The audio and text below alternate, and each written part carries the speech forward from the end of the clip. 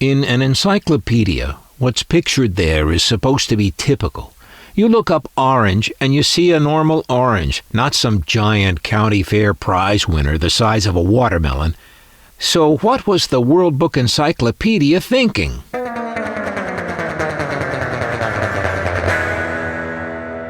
I first saw this CBS Transistor Radio in the World Book Encyclopedia as a kid. I remember what a clunky-looking thing it was pictured there.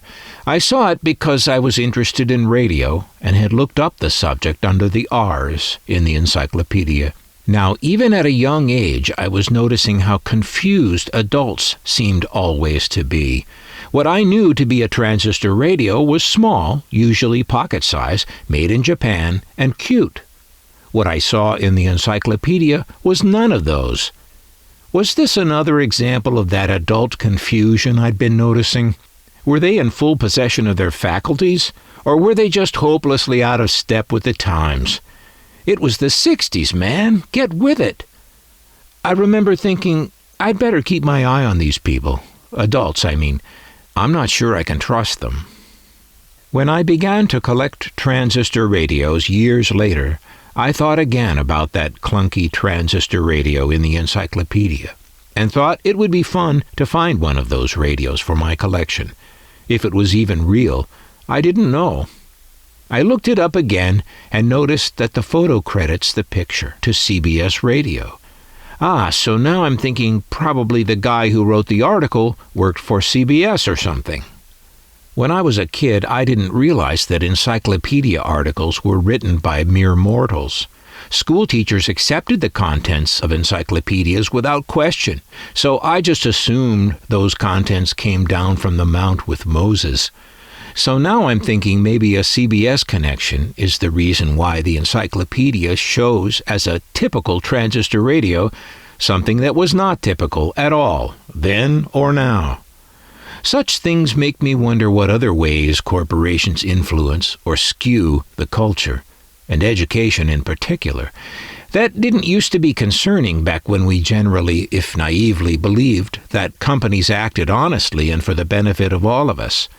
But it's concerning now that corporations have adopted the neoliberal belief that their only duty is to shareholders with no duty at all to society at large. What a concept! It's even the law. The later incarnations of this style radio, as we see from Truetone, Sonora, and of course Trav-Ler, use the strange ever-ready 226 battery. But this CBS uses an even stranger 13.5-volt battery that attaches to a plug that is inside this radio.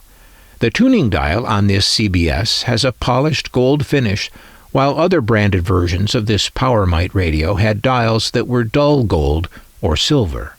The first Trav-Ler radio of this type, also a TR-250, also had the polished gold knob and the simple horizontal speaker slots as this CBS. Across the page, the encyclopedia showed you how to build a crystal set radio, and as a kid, I did that very thing, building this radio as instructed. I remember the experience of putting this together was marred by something that today seems ridiculous, but it wasn't ridiculous to me then, when I was a kid of about 9 or so. The project called for a toilet paper tube. Check. A slab of wood. Well, I'll find that out in the garage somewhere. Check. Some phonostock clips. Is that how you even say that? Phonostock? I can just use screws instead of those. Out in the garage. Check. The 4 specific things called for that I still needed were the earphone, a crystal diode, some enamel copper wire, and a strip of brass. You'd think the diode and the wire would be the hardest thing for a 9-year-old to procure, but they weren't. I don't know where I found them, but I found them without too much trouble. And the earphone? I already had one of those lying around, the sole remaining piece from some Remco toy or something like that. But the strip of brass, now, where is a kid going to find brass? It's very specific in the encyclopedia, and I quote, "The tuner is a strip of brass," end quote. So for the strip of brass, I enlisted the help of my not very interested in technology father. He said he would get me some brass one of these days, and as the days and weeks dragged on, one of those days never seemed to arrive. I wondered, just what did he do all day? He went to work in the morning, came home tired in the late afternoon, with no brass. Did you get me any brass? No, sorry, kid. I didn't go anywhere where there's brass. What could possibly fill a man's life that never involved brass? Well, nothing in my life up to that point involved brass. So I began to wonder just what was it that was so wonderful and necessary about this elusive and exotic material, brass. Now, today I would suggest to someone looking for some brass that they go to a hobby shop. I don't think we had a hobby shop anywhere near where I lived, except this. This would have been my father's idea of a hobby shop. Finally, after waiting weeks that felt like years, I decided to try some metal other than brass for the tuner on my little crystal set. And so I dug a can, what we used to call a tin can, out of the trash, washed it off, and cut a strip of metal out of it, probably using my mother's good sewing scissors. So with much lingering doubt, I finished assembling my crystal radio and strung an antenna wire out my bedroom window and up a nearby tree. The radio worked. It actually worked, and I felt like a little genius. Why should I feel like a genius when I had just put together something as instructed?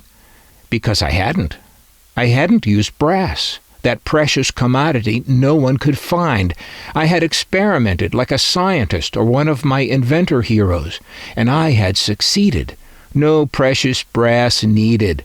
It's as if I'd found a substitute for gasoline in the family car, like water maybe. It boggles the mind. Slowly over the weeks after that experience, I began to realize what had really happened. There was nothing magical about brass in this application. Whoever wrote that entry in the encyclopedia just happened to have easy access to brass and just casually spec'd brass for that part, when he could have just used the word metal. Slowly I began to learn a couple of life lessons from this. The first was that I was taking things too literally. No, it wasn't my fault. The instructions specifically said brass, but perhaps the authority, the instructions, deserved questioning. Question authority. And the second thing I learned, that is actually quite related, is that people sometimes assert things not for rationally good reasons, but simply because they have brass out in their garage. You know what I'm saying? It's their frame of reference. It's what they know.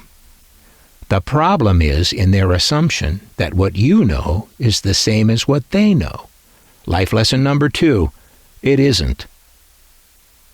If there's a third lesson, it is probably something about patience, but I don't have time for that.